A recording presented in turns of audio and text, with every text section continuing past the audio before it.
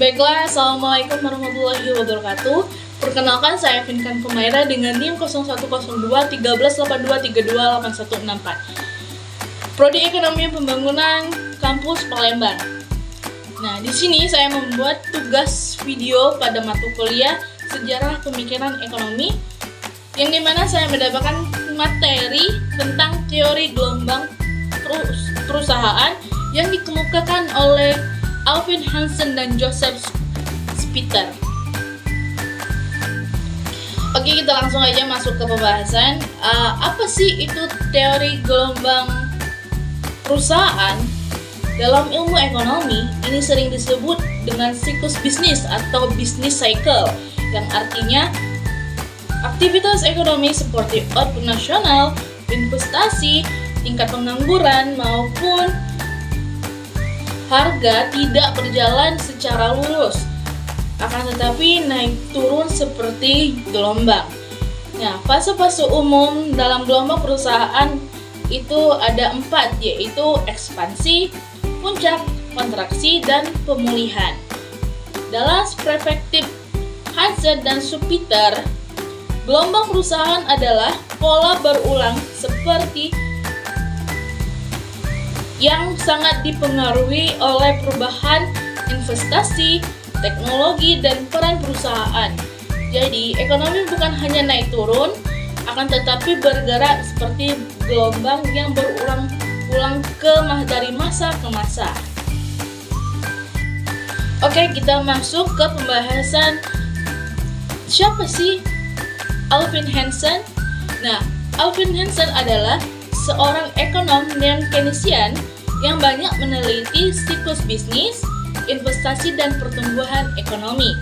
Nah, menurut Hansen, dalam bukunya tentang siklus bisnis dan pertumbuhan ekonomi, gelombang perusahaan sangat berkaitan dengan perubahan tingkat investasi dan ketidakseimbangan antara tabungan dan investasi. Ketika banyak perusahaan melakukan investasi baru, misalnya membangun pabrik, membeli mesin, dan memperluas cabang usaha, maka permintaan terhadap barang modal dan tenaga kerja naik. Akibatnya, produksi meningkat, pendapatan naik, dan ekonomi memasuki fase ekspansi.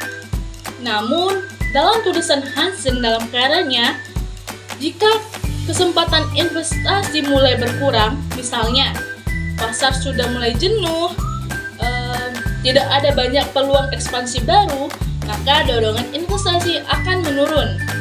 Selain itu juga, masyarakat cenderung lebih banyak menabung daripada mengkonsumsi atau menginvestasikan uangnya, maka permintaan agregat bisa turun. Hal ini bisa memicu resesi, yaitu pada masa di mana pertumbuhan ekonomi sangat rendah atau bahkan hampir tidak tumbuh sama sekali. Nah, jadi menurut Hansen dalam bukunya tentang siklus bisnis, gelombang perusahaan adalah pola naik turun aktivitas ekonomi yang dipicu oleh perubahan investasi, perubahan tabungan, dan kebijakan makro seperti fiskal dan moneter. Bagi Hansen, pemerintah bisa mempengaruhi gelombang ini lewat kebijakan, misalnya mendorong investasi saat fase resesi atau mengendalikan inflasi pada fase ekspansi. Nah, beda sedikit dengan Joseph Schumpeter. Kalau Joseph Schumpeter melihat perubahan perusahaan di sisi inovasi dan wirausahaan. Menurut Joseph, dalam bukunya The Theory of Economic Development, pembangunan ekonomi tidak berjalan perlahan, akan tetapi dalam gelombang-gelombang inovasi baru.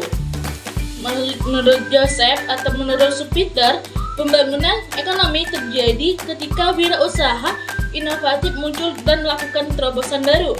Misalnya, yaitu menciptakan produk baru, memperkenalkan metode produksi yang lebih efisien, atau membuka pasar baru, dan juga atau mengubah struktur industri.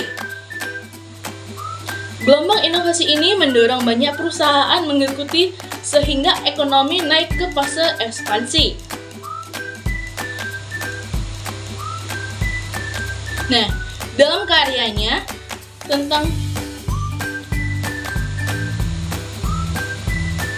dalam karya Schumpeter, gelombang perusahaan tidak hanya ada di siklus pendek, akan tetapi mencakup siklus yang panjang yang berpuluh-puluh tahun dan dipicu oleh revolusi teknologi besar seperti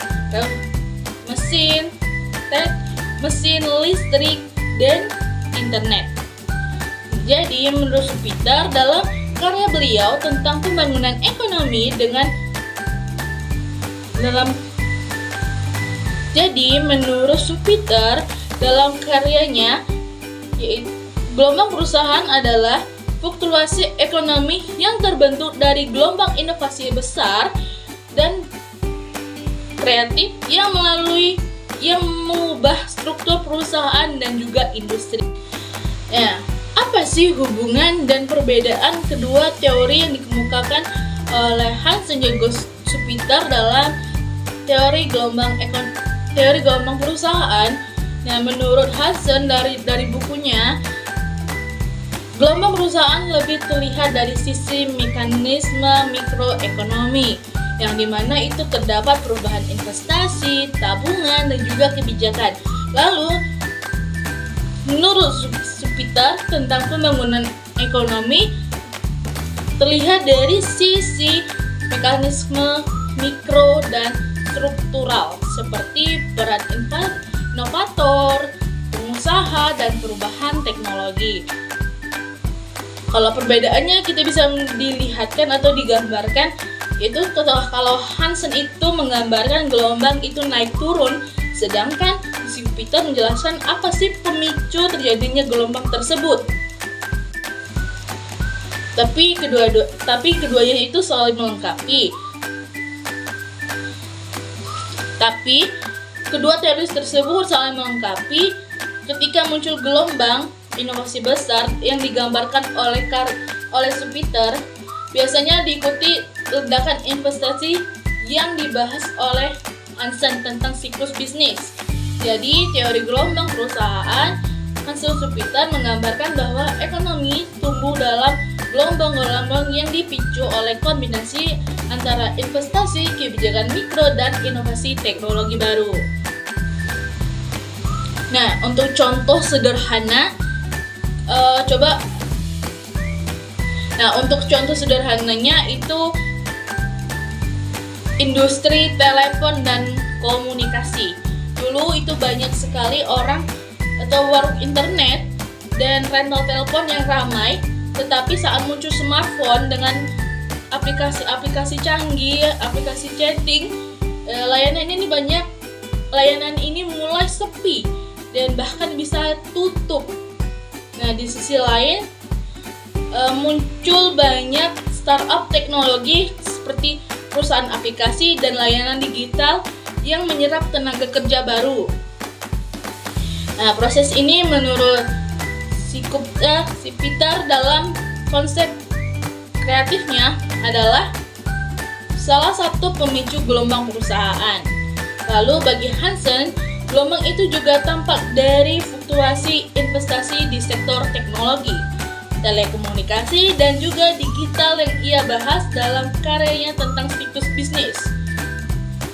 Nah, jadi dapat kita simpulkan, teori gelombang perusahaan Hansen dan Schumpeter mengajarkan kita bahwa ekonomi selalu berubah, dan perubahan itu terjadi dalam bentuk gelombang yang dipicu oleh investasi, teknologi, dan peran pengusaha.